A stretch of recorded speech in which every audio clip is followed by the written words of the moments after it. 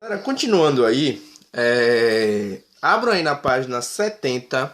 A gente está adentrando hoje no terceiro tema, né? Primeiro capítulo do terceiro tema. Esse primeiro capítulo do terceiro tema já faz parte da nossa segunda unidade, beleza? Então prestem bem atenção aí, que é página 70, é um assunto muito importante de história, é um assunto muito cobrado, que vocês vão ver muito lá na frente, vestibulares e tudo mais. Então vamos dar uma prestada de atenção aí, beleza? Ó, a gente tem aí no capítulo 1, né, desse primeiro tema, né? Esse primeiro tema nosso aí, autoritarismo e guerras. A gente vai ter o fascismo e o nazismo, né? São dois assuntos que a gente ouve falar bastante, principalmente o fascismo. A gente ouve muito falar fascista, fascista, e muitas vezes a gente não tem ideia do que realmente seja o fascismo, né? Vamos lá, né? Aí aqui tá dizendo, na página 70, acompanha aí. Na década de 1930, uma das maneiras encontradas por diversos países para superar a crise de 29 foi a aplicação de políticas de intervenção do Estado na economia.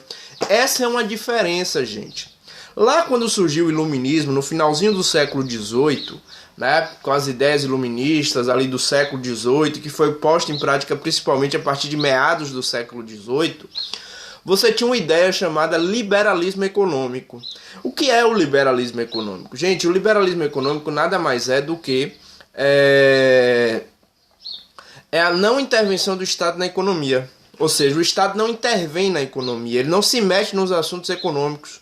Essa economia ela se autorregula, né?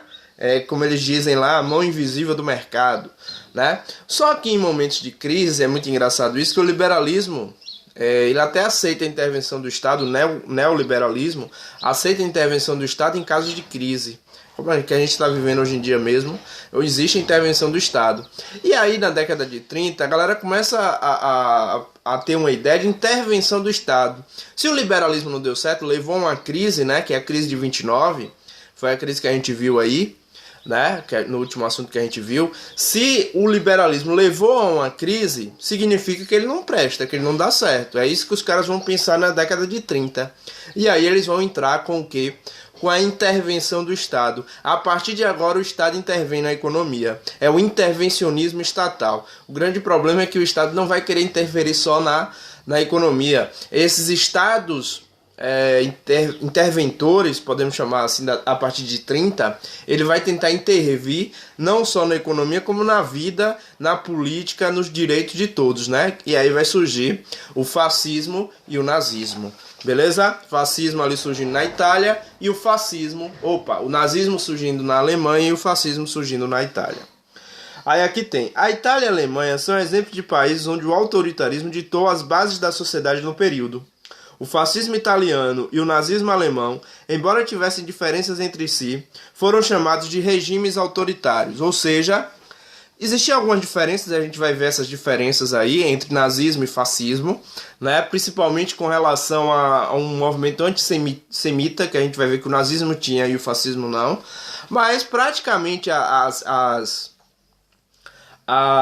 bases ideológicas, as ações do nazismo e do fascismo são muito parecidas, né? São, de certa forma, governos autoritários. Isso é um ponto comum entre fascismo e nazismo. A grande diferença entre o fascismo e o nazismo está na questão antissemita, ou seja, perseguição dos judeus, que o nazismo tinha, o fascismo não, né? Essa é uma questão mais do nazismo. Por isso que a gente vai até colocar o nazismo como algo ainda pior, né? Mas a base ideológica é praticamente a mesma. São governos autoritários, certo? Ó, vamos lá. Além da crise econômica e da estabilidade sociopolítica que marcavam a década de 30, lembrem que a Europa e o mundo estavam em crise na década de 30, entra numa grave crise em 1929, uma crise de superprodução, a gente viu no último assunto, né? A ascensão dos movimentos autoritários na Europa apoiou-se também no processo de militarização após a Primeira Guerra Mundial.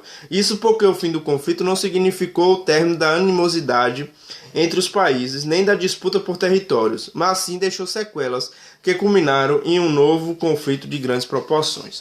O que a gente está falando aí? A gente está falando que a Primeira Guerra Mundial, quando ela se finaliza em 1918, e em 1919, em fevereiro de 1919,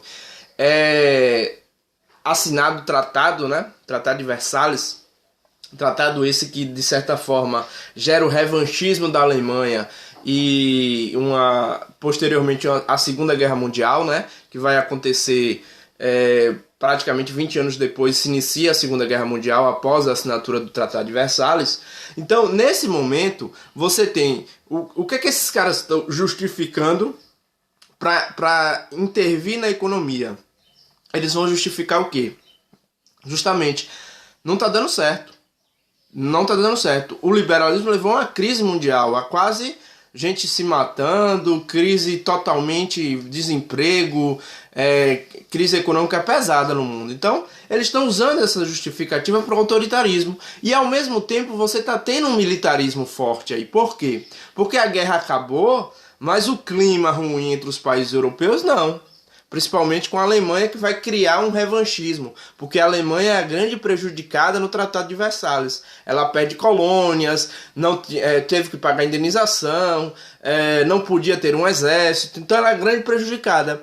Então eles usam esse militarismo, que está sendo forte aí, porque a galera está percebendo que a Primeira Guerra Mundial ela não teve um fim assim que realmente não vai ter mais nenhum conflito. Era claro que teriam novos conflitos. E isso aconteceu, tanto que em 1939 se inicia a Segunda Guerra Mundial, que é o que a gente vai ver nos próximos capítulos, né? Então, de certa forma, eles utilizam essa justificativa da crise e o militarismo que é existente nesses países para começar a fazer um governo autoritário, baseado muito nos exércitos também, certo?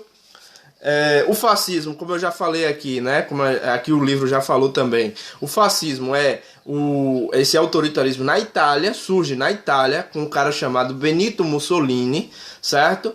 E na Alemanha você vai ter o nazismo, né? Que tem como principal líder ali Adolf Hitler, né? São dois nomes aí que entram para a história principalmente por conta da Segunda Guerra Mundial e por conta desses governos autoritários que foram muito violentos e foram uma monstruosidade aí, talvez a das maiores do mundo aí, né? O fascismo na Itália e o nazismo na Alemanha. A gente vai ver as diferenças, né?